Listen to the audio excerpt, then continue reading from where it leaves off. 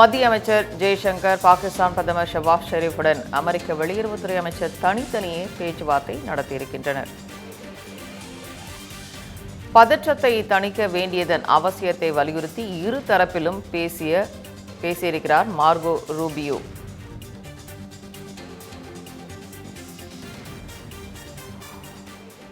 தனித்தனியே அமெரிக்கா பேச்சுவார்த்தை நடத்தியிருக்கிறது. இது தொடர்பான முழு விவரங்களையும் செய்தியாளர் கவியரசன் வழங்க கேட்கலாம். கவியரசன், தற்பொழுது ஒரு செய்தியானது கிடைக்கப்பட்டிருக்கிறது.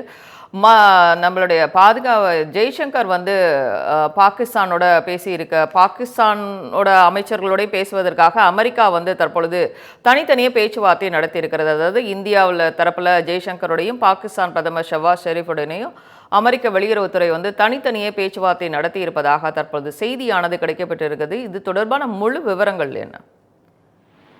வணக்கம் சந்திகா. இந்தியா பாகிஸ்தான் இடையே ஏற்பட்டிருக்கக்கூடிய பதற்றமான சூழலை தணிக்கிற முயற்சியில அமெரிக்கா இறங்கி இருக்கிறது அப்படின்னு தான் நம்ம இதை பார்க்க வேண்டி இருக்கிறது. அமெரிக்காவினுடைய வெளியுறவுத்துறை அமைச்சர் மார்கோ ரூபியோ இந்தியாவினுடைய வெளியுறவுத்துறை அமைச்சர் ஜெய்சங்கர் அவர்களிடமும் பாகிஸ்தான் பிரதமர் ஷபாஸ் ஷெரீப் அவரோடையும் தொலைபேசியில பேசியதாக தகவல் வெளியாகி இருக்கிறது. இதுல ரெண்டு விஷயம்.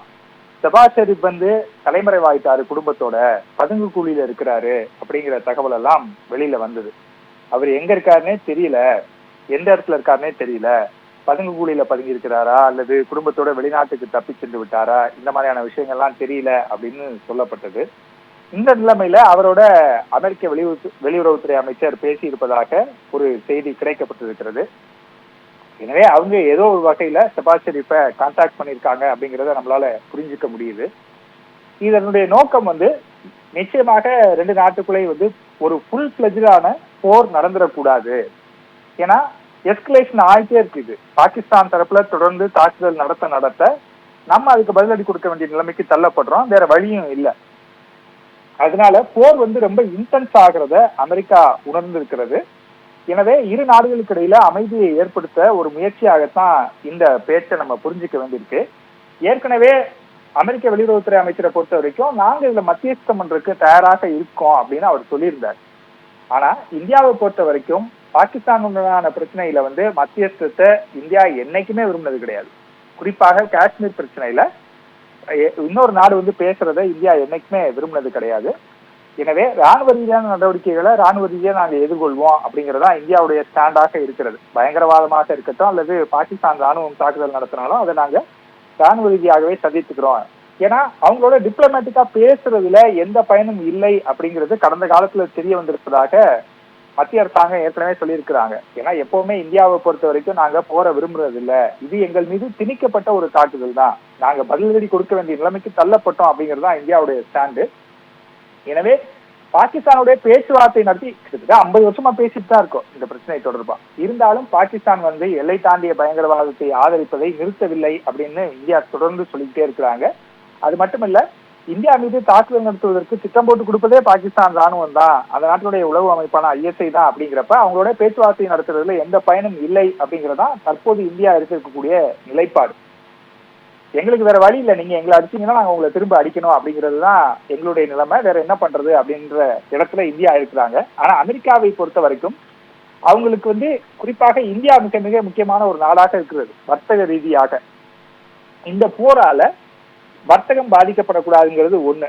ரெண்டாவது, எங்க போர் நடைபெற்றாலும் அதில் ஈடுபட்டிருக்கக்கூடிய இரு நாடுகளுமே பாதிக்கப்படும். அளவு வேணா மாறலாம், சக்தி வாய்ந்த நாட்டுக்கு கொஞ்சம் சேதாரம் கம்மியா இருக்கலாம், பலம் குறைந்த நாட்டுக்கு சேதாரம் அதிகமா இருக்கலாம். ஆனா ரெண்டு நாடுமே பாதிக்கப்படும், ரெண்டு நாட்டு பக்கமே உயிரிழப்பு ஏற்படும், ரெண்டு நாட்டிலையும் பொருளாதாரத்துல பிரச்சனை ஏற்படும். சின்ன பலம் வாய்ந்த நாடாக இருந்தா சேதம் குறைவா இருக்கும்.